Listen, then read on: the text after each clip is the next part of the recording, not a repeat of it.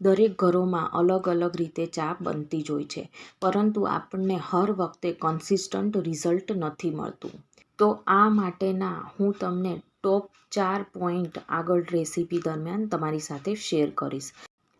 અને જો આ ચા તમે ઉનાળામાં બનાવતા હો ને, તો તમારે આદુની જગ્યાએ વરિયાળીનો ઉપયોગ કરવાનો, કેમ કે વરિયાળી છે ને એ પેટને ઠંડક આપશે.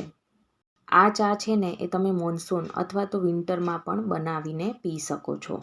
તો ચાલો ફટાફટ આવી મસાલેદાર ચા બનાવવાની શરૂઆત કરીએ.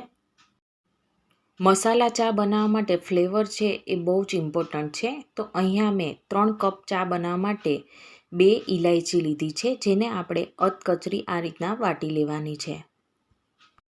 તો ફ્રેન્ડ્સ, અહીંયા જુઓ, મેં અધકચરી આ રીતના ઇલાયચીને વાટી લીધી છે. તો તેની સાથે સાથે 2 આપણે લવિંગ લેશું. અને હવે અહીંયા મેં 2 ઇંચ આદુના ટુકડાને આ રીતના મેં કટ કરીને લીધેલા છે. તો તેને પણ આ રીતના આપણે વાટી લઈએ. તો ફ્રેન્ડ્સ, અહીંયા આપણા ફ્લેવરફુલ મસાલા છે ને એ તૈયાર થઈ ગયા છે. તો હવે તેની મેઇન પ્રોસેસ છે એ કરીએ. ચા બનાવવાની તપેલીમાં અહીંયા આપણે 3 કપ ચા બનાવવાની છે. તો આપણે અહીંયા 1.25 કપ જેટલું પાણી લઈ લઈશું. કેમ કે 1 કપ ઉપરનું જે પાણી છે ને એ આપણે આ ચાની પ્રોસેસ કરતાં જ તે બળી જશે. એટલે ટોટલ છે ને આપણે 1.25 કપ જેટલું પાણી લઈ લેવાનું છે. અને હવે ગેસની ફ્લેમ ઓન કરીને હાઈ ફ્લેમ ઉપર પાણીને બરાબર ઉકાળવાનું છે. પાણી ઉકાળવું એ ખૂબ જ ઇમ્પોર્ટન્ટ છે, કેમ કે આપણે જે મસાલા તૈયાર કર્યા છે, એટલે કે આદુ, ઇલાયચી અને લવિંગ, એ આ ઉકળતા પાણીમાં એડ કરવાથી તેનું ફ્લેવર છોડશે અને તેનાથી એક બેઝ બનશે. તો પ્લીઝ તમે આ પોઈન્ટ છે ને સ્કીપ નહીં કરતા. તો ફ્રેન્ડ્સ, અહીંયા જુઓ, થોડી વારમાં તો પાણી પણ સરસ ઉકળી ગયું છે. તો હવે આપણે જે મસાલા રેડી કર્યા હતા ને, તો એ બધા આપણે એડ કરીશું. અને મસાલા એડ કરતી વખતે ગેસની આંચ છે એકદમ ધીમી કરી દેવાની. અને હવે આ ફ્લેવરફુલ પાણીને તેનો કલર ચેન્જ ના થાય ને ત્યાં સુધી, એટલે કે મિનિમમ તમને 3 થી 4 મિનિટ જેટલો સમય લાગશે. તો ત્યાં સુધી આપણે પાણીને ઉકાળવાનું છે. બીજો પોઈન્ટ એ છે કે આદુ છે ને એ ક્યારેય ઠંડા પાણીમાં નહીં નાખવાનું. આ રીતના પાણી ઉકળે ને પછી જ એડ કરવાનું. અને એનું કારણ એ છે કે જો તમે ઠંડા પાણીમાં એડ કરી દેશો ને તો ચા છે ને એનો ટેસ્ટ તમને કડવો લાગશે. 3-1 મિનિટ બાદ પાણીનો કલર છે ને એ થોડો ચેન્જ થઈ ગયો છે. તો હવે આપણે આમાં ચાય પત્તી એડ કરીશું. 3 કપ ચા બનાવવાની છે, તો અહીંયા આપણે 3 મોટી ચમચી જેટલી ચાય પત્તી એડ કરીએ. તમે કોઈ પણ બ્રાન્ડની ચાય પત્તીનો ઉપયોગ કરી શકો છો. ચાનો કલર છે ને એ તમે કઈ રીતની ચાય પત્તીનો ઉપયોગ કરો છો તો તેના ઉપર એ ડિપેન્ડ કરે છે. અહીંયા મેં વાઘ બકરી ચાનો ઉપયોગ કર્યો છે. અડધી મિનિટ જેટલું આપણે આને ઉકળવા દઈશું. ત્રીજો ઇમ્પોર્ટન્ટ પોઈન્ટ એ છે કે ચાય પત્તી અને દૂધ છે ને આવી રીતના ઉકળતા પાણીમાં જ આપણે એડ કરવાનું.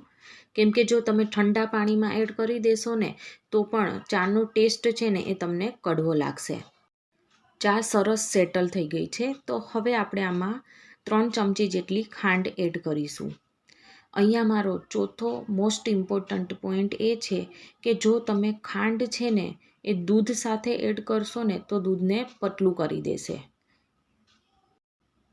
ખાંડને 1 મિનિટ જેવું આ પાણી સાથે ઉકાળ્યા બાદ હવે આપણે આમાં દૂધ એડ કરીશું. તો જે કપમાં આપણે પાણી લીધું હતું ને, તો બસ તે જ કપમાં આપણે 2 કપ દૂધ એડ કરીશું.